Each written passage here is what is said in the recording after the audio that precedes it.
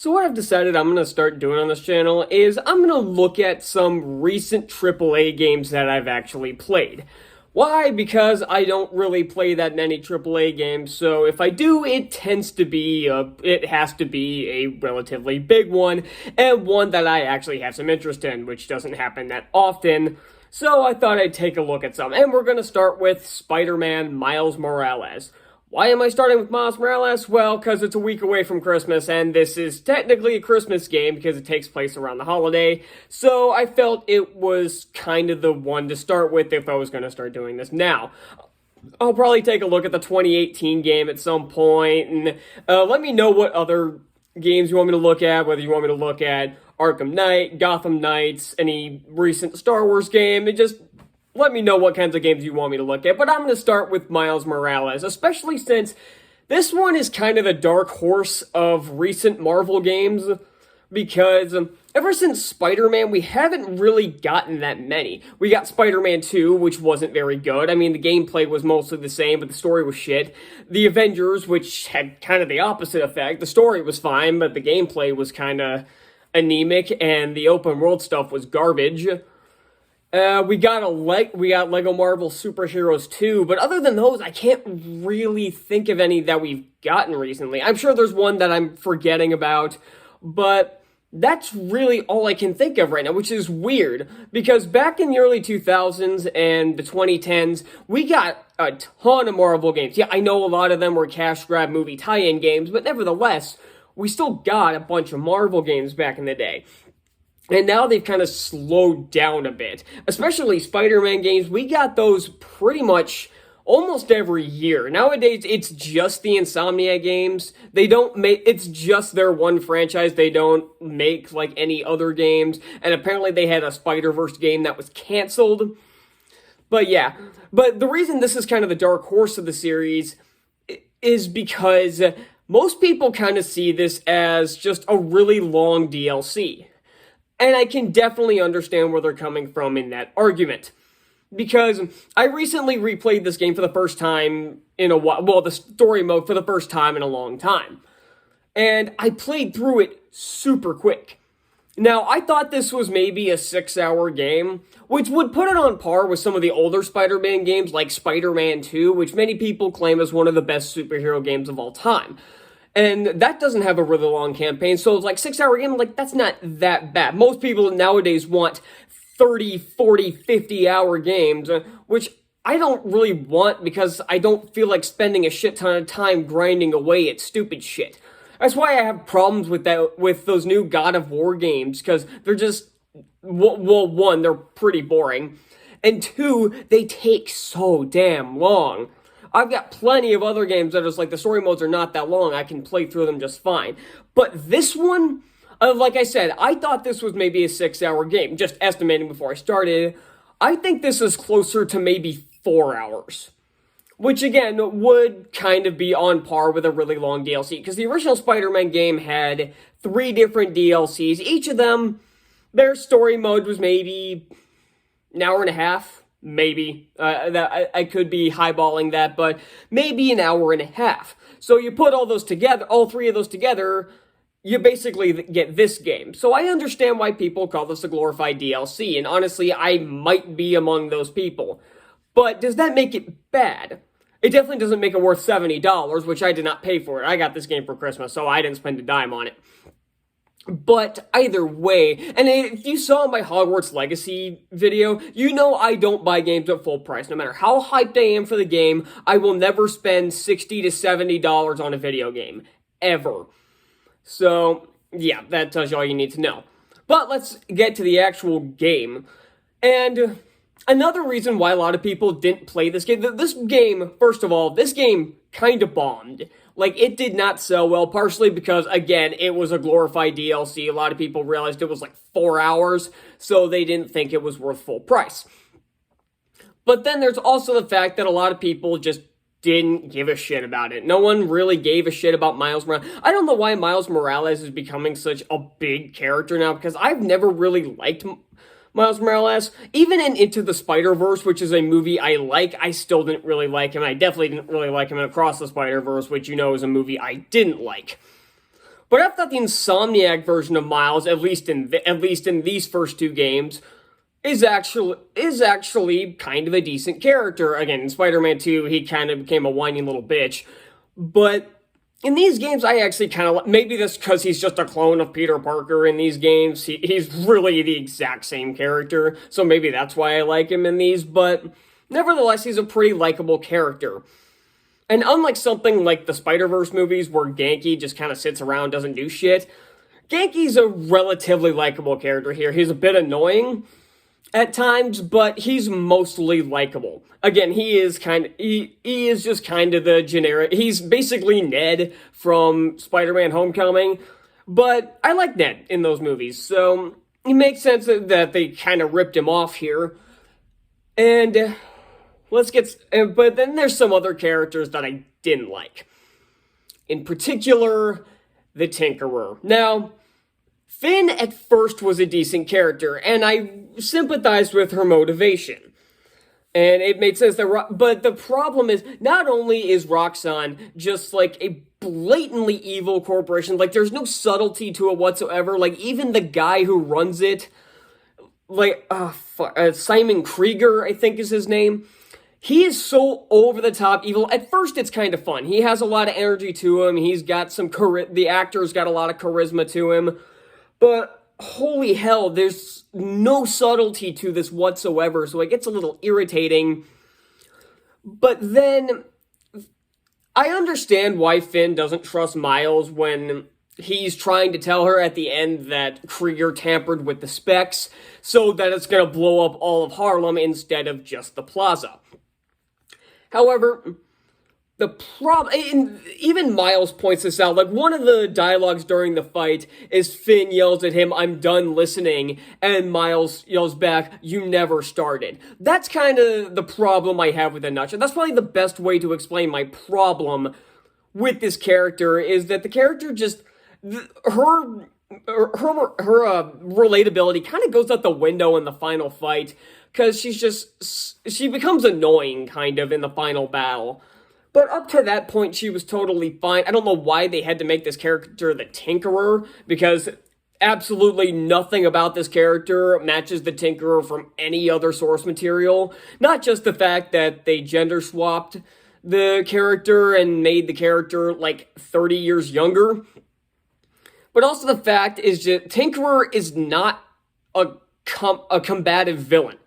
He's a guy who makes the tech. Hell, he was in Spider-Man Homecoming, but he doesn't fight. He makes the tech. And I know that she has the name Tinkerer because she does make the tech for all this stuff, but the fact that a freaking high schooler can make all this tech is kind of stupid. I know Peter Parker made all of his tech for Spider-Man, but he's supposed to be like the exception, not the norm. Now you're basically telling me that there is a wide variety of teenagers in New York City that can make such advanced tech that doesn't even exist yet. It starts to stretch it a little bit. So the story is pretty short. Again, this should have honestly just been an animated movie. Honestly, I think it would have been a bit better as an animated movie, because a lot of the side quests in this are just, ugh. I don't really like any of the side missions that you have in this one. The first game, I didn't really like the side missions anyway, but they were just there. These ones are pretty dumb. The gameplay is basically exactly like the first game. It's the same Arkham-style combat, just with slightly different buttons, like circle is dodge instead of triangle, like it is in the Arkham games and the Amazing Spider-Man games. The only difference between this one and the first game is the addition of the Venom powers, which are a little overpowered in this game. And apparently they're even more overpowered in the second game, like there's literally nothing that can block them. At least in this game, there are characters that can dodge some of your Venom attacks, so you have to be strategic about how you use them. And it is kind of satisfying when you can hit several enemies at once with your Venom abilities. So again, the combat is pretty fun. The swinging I do like in this, not as much as the first game, obviously, but one thing I do kind of like is Miles, since he's new to the Spider-Man thing, kind of flails around and doesn't really have full control over his swinging, because he'll kind of like dive backwards, or he'll like, or he'll go like flat backwards. It's like, you know what I mean? It's like he kind of flails around. He doesn't really know what he's doing yet. So I like that detail of it.